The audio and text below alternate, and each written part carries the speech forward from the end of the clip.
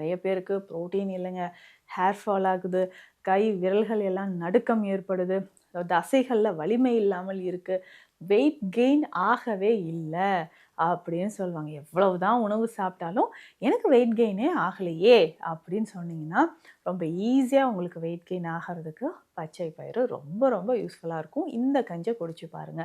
அதுவும் பெண்கள் இப்போ பீரியட்ஸ் டைமில் நமக்கு எக்ஸஸாக ப்ளீடிங் இருக்குது, இடுப்பு பகுதியில் அதிகமான வலி இருக்குது, தாங்க முடியாத இடுப்பு வலி அப்படின்னு சொன்னால் அதை சரி செய்கிறதுக்கு பச்சை பயிறு நமக்கு பயன்படுது.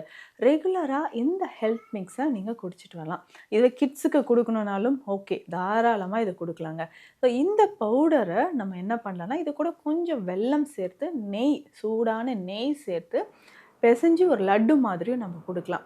ஸோ குழந்தைகளுக்கு இதை லட்டு மாதிரி கொடுக்கும்போது ஒரு நாளைக்கு 1 அல்லது 2 லட்டு மாதிரி நம்ம கொடுத்துட்டு வரலாம்.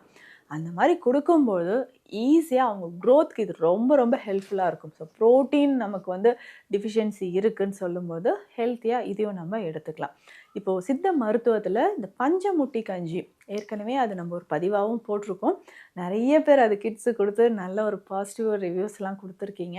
இந்த பஞ்சமுட்டி கஞ்சின்னு சொல்கிறோம் இல்லைங்களா, அதுலேயுமே இந்த பச்சை பயிறு முக்கியமான ஒரு இன்க்ரீடியண்ட்டாக இருக்குது.